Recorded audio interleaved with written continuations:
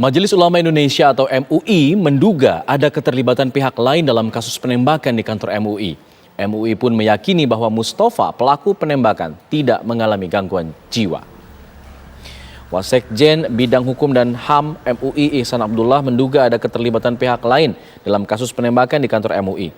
Ihsan menegaskan peran Mustafa hanya sebagai bagian dari aktor dalam kasus ini.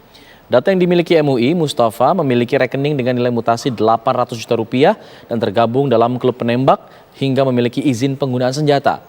MUI pun membentuk tim investigasi yang terdiri dari 9 orang.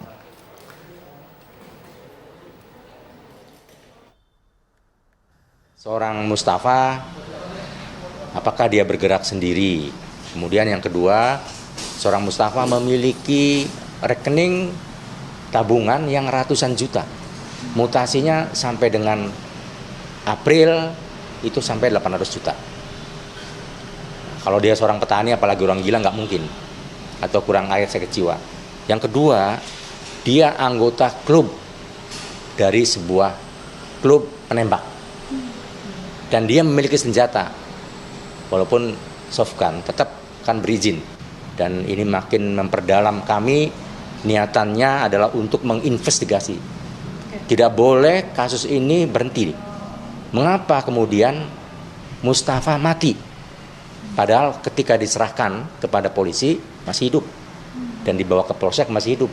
Saksi semua sudah diperiksa, ya, dari 5 saksi, ya, 7 saksi semua mengatakan sama.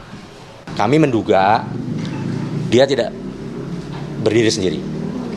Dia adalah bagian dari aktor. Karena tadi melihat data-data yang makin hari makin kami temukan atas pendalaman ini. Petugas dari Polres Jakarta Pusat dan Polres Pesawaran Lampung meminta keterangan istri pelaku penembakan di kantor pusat MUI Jakarta terkait kepemilikan senjata api. Rosmala Dewi yang merupakan istri dari Mustafa mengaku tidak mengetahui jika suaminya pergi pamitan ke Jakarta membawa senjata api. Ia hanya meminta doa sebelum berangkat ke Jakarta menggunakan travel.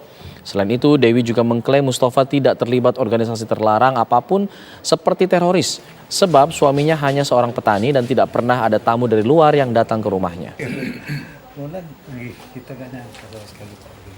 Kalau kehidupannya dia nggak pernah kalau bergaul membahas tentang senjata dari berita ini. Iya, dari sekarang tetangga, ini. baru sekarang ini. Iya, sekarang ini saya tahu. Sama sekali juga nggak ada pernah datang ke rumah. Nggak yang ada. namanya Pak Mustafa gitu. Nggak ada. Ada tempat ini nggak Bu yang mungkin Bapak bilang ini nggak boleh dipegang atau nggak boleh dibuka? Nggak pernah ngomong dia. Nggak pernah ya. Baru kali. Nggak tahu juga saya dari mana atau gimana.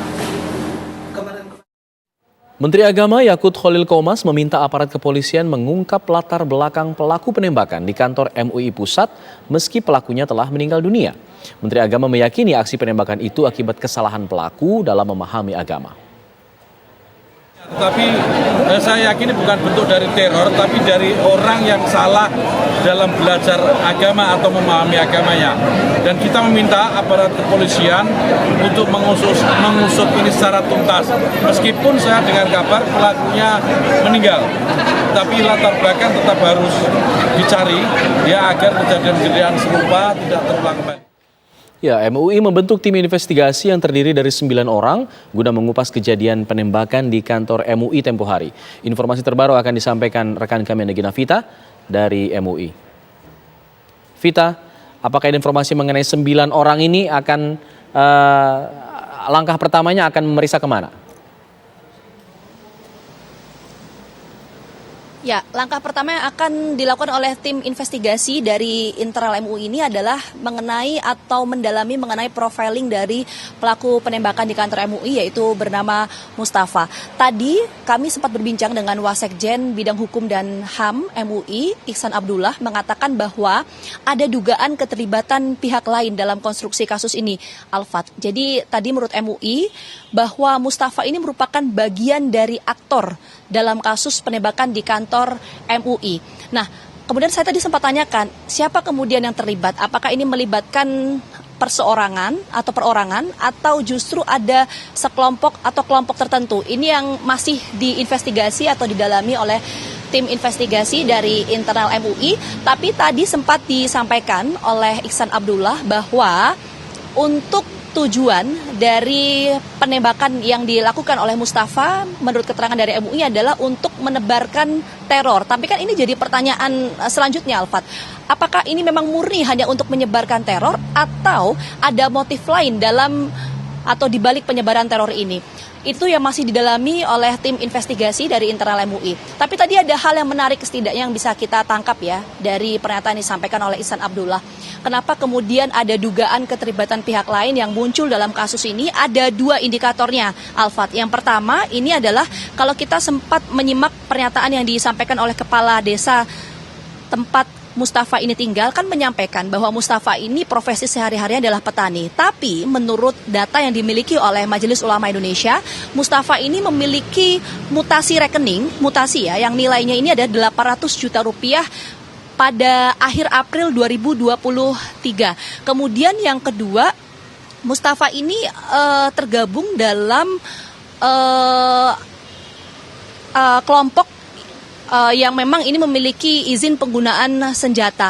Nah, indikator yang kedua ini adalah berkaitan dengan kematian dari pelaku. Ini menarik, Alfat, karena tadi MUI menegaskan dan memastikan bahwa pelaku bernama Mustafa ini memang dalam kondisi sadar ketika diamankan oleh petugas. Bahkan tadi saya sempat berbincang dengan salah seorang petugas keamanan yang memang ketika kejadian berada langsung di lokasi melihat saat dan setelah Mustafa ini ditangkap.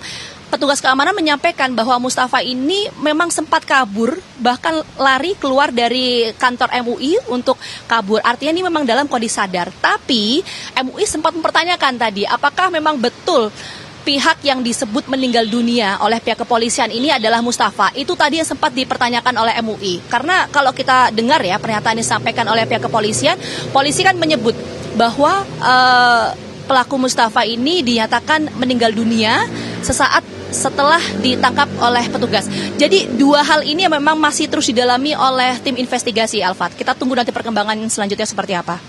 Juga penasaran mengenai senjata yang dibawa oleh pelaku. Polisi menyebutkan ini senjata airsoft gun, tapi kemudian ada fakta bahwa pelaku masuk dalam klub penembak. Apakah ini artinya senjata yang dibawa kemarin ini sebenarnya senjata api sesungguhnya atau bagaimana sebenarnya? Pengakuan dari atau kesaksian dari MUI sendiri?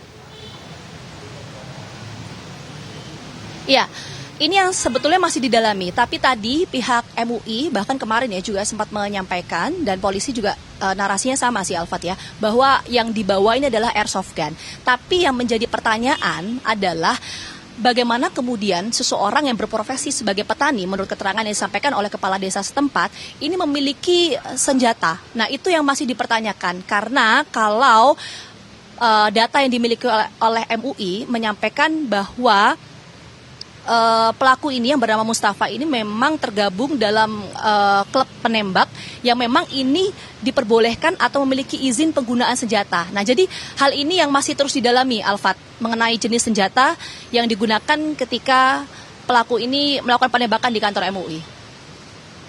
Dari investigasi tim internal dari MUI, 9 orang ini tak kantung hasil. Terima kasih Gina Vita mengabarkan dari kantor pusat MUI.